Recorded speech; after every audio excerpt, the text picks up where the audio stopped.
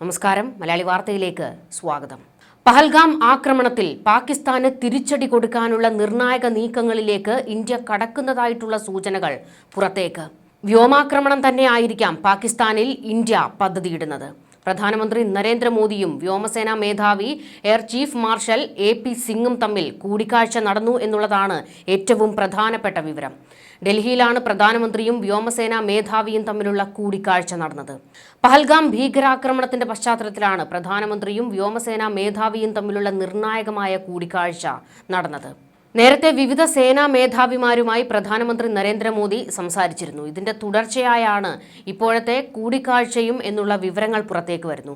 കഴിഞ്ഞ ദിവസം നാവികസേനാ അംഗങ്ങളുമായിട്ടും അതിന്റെ മേധാവിയുമായിട്ടായിരുന്നു പ്രധാനമന്ത്രി ചർച്ച നടത്തിയത്. എന്നാൽ ഇന്നിപ്പോൾ വ്യോമസേനാ മേധാവിയെ പെട്ടെന്ന് വിളിച്ചു വരുത്തുകയായിരുന്നു. തുടർന്നാണ് നിർണായക ചർച്ച നടന്നത്. ഈ ചർച്ചയ്ക്കുള്ളിലെ കൂടുതൽ വിവരങ്ങളൊന്നും തന്നെ പുറത്തേക്ക് വന്നിട്ടില്ല. എന്നാൽ യുദ്ധവിദഗ്ധർ ഉൾപ്പെടെയുള്ള പലരും ഇപ്പോൾ വ്യക്തമാക്കുന്നത് വ്യോമസേന ആക്രമണം തന്നെയാണ് ഇന്ത്യ പ്ലാൻ ചെയ്യുന്നത് എന്ന് തന്നെയാണ്. അതിൻ്റെ നീക്കമാണ് ഇപ്പോൾ വ്യോമസേനാ മേധാവിയെ വിളിച്ചു വരുത്തി ചർച്ച നടത്തിയത് എന്നുള്ള വിവരങ്ങളും ചില കോണുകളിൽ നിന്ന് പുറത്തു വരുന്നത്.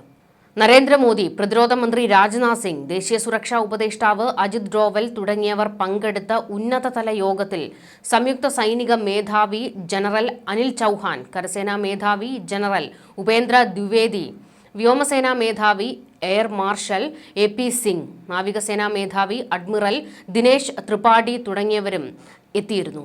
ഈ യോഗത്തിലാണ് പഹൽഗാം ആക്രമണത്തിന് തിരിച്ചടി നൽകാൻ സേനകൾക്ക് പ്രധാനമന്ത്രി പൂർണ്ണ സ്വാതന്ത്ര്യം നൽകിയതായി അറിയിച്ചത്.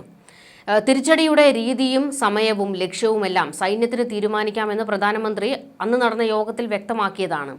പിന്നാലെയാണ് ഇപ്പോൾ വീണ്ടും വ്യോമസേനാ മേധാവിയെ ചർച്ചയ്ക്ക് വിളിച്ചിരിക്കുന്നത്. ഈ ചർച്ചകൾ നടന്നു എന്നുള്ള വിവരങ്ങൾ പുറത്തു വന്നതോടുകൂടി തന്നെ ഇപ്പോൾ പാക് വ്യോമപാത പൂർണ്ണമായും ഒഴിവാക്കുകയാണ് മറ്റ് രാജ്യങ്ങൾ. ഒരാക്രമണം ഉണ്ടാകുമോ എന്നുള്ള ഭയമാണ് മറ്റ് രാജ്യങ്ങളെ വേട്ടയാടുന്നത്. അതുകൊണ്ട് തന്നെ എന്തോ ഒന്ന് സംഭവിക്കാൻ പോകുന്നുണ്ട് എന്നുള്ള ചർച്ചകളാണ് പുറത്തേക്ക് വരുന്നത്. പാശ്ചാത്യ രാജ്യങ്ങൾ വ്യോമപാത ഒഴിവാക്കുന്നത് കൊണ്ട് തന്നെ പാകിസ്ഥാൻ കടുത്ത പ്രതിസന്ധിയിലേക്ക് നീങ്ങിയിരിക്കുകയാണ്. യൂറോപ്യൻ വിമാന സർവീസുകളും പാകിസ്ഥാന്റെ വ്യോമപാത ഒഴിവാക്കുന്നതായിട്ടുള്ള റിപ്പോർട്ടുകളാണ് രാവിലെ പുറത്തു വന്നത്. നിലവിൽ ഇന്ത്യൻ വിമാന സർവീസുകൾക്ക് മാത്രമാണ് പാക് വ്യോമപാതയിൽ വിലക്കുണ്ടായിരുന്നത്. എന്നാൽ യൂറോപ്യൻ കമ്പനികൾ പാകിസ്ഥാൻ വഴിയുള്ള യാത്രകൾ പൂർണ്ണമായും ഒഴിവാക്കുകയായിരുന്നു. തങ്ങളുടെ യാത്രക്കാരുടെ സുരക്ഷയെ കരുതിയാണ് ഇത്തരം ഒരു തീരുമാനം സ്വീകരിച്ചിരിക്കുന്നത് എന്നാണ് വിമാന കമ്പനികൾ പറയുന്നത്. പാകിസ്ഥാൻ വ്യോമാതിർത്തി ഒഴിവാക്കിയുള്ള യാത്രയിലൂടെ യാത്രാ ദൂരം വർദ്ധിക്കുമെങ്കിലും യാത്രക്കാരുടെ സുരക്ഷയ്ക്കാണ് പ്രാധാന്യം നൽകുന്നത് എന്ന് യൂറോപ്യൻ വിമാന കമ്പനികൾ വ്യക്തമാക്കുന്നത്.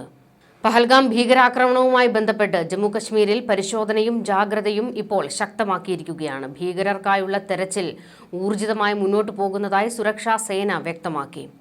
ഇതിനിടെ മറ്റ് ചില വിവരങ്ങൾ കൂടി ഇപ്പോൾ പുറത്തേക്ക് വന്നിട്ടുണ്ട്. ശ്രീനഗറിൽ കഴിഞ്ഞ മാസം 19-ന് ആക്രമണം നടക്കുമെന്ന് രഹസ്യാന്വേഷണ ഏജൻസികൾ മുന്നറിയിപ്പ് നൽകിയിരുന്നതായുള്ള റിപ്പോർട്ടുകളാണ് പുറത്തുവരുന്നത്.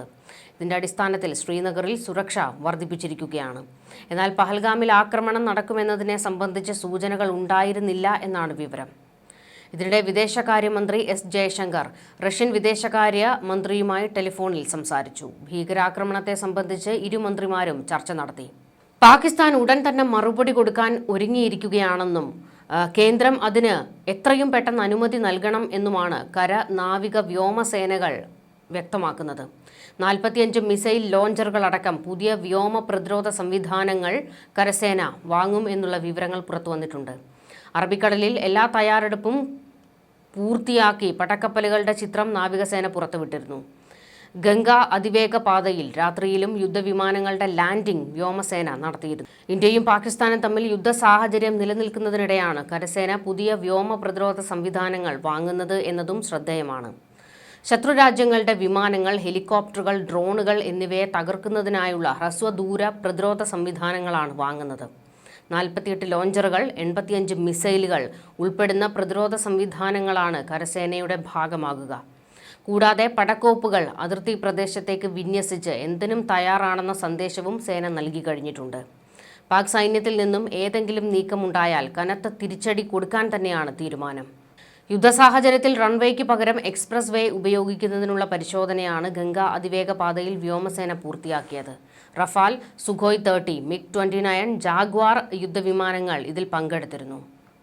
എന്തായാലും ശക്തമായ നീക്കത്തിലേക്ക് തന്നെ കരനാവിക വ്യോമസേനകൾ തയ്യാറെടുത്ത് നിൽക്കുകയാണ്.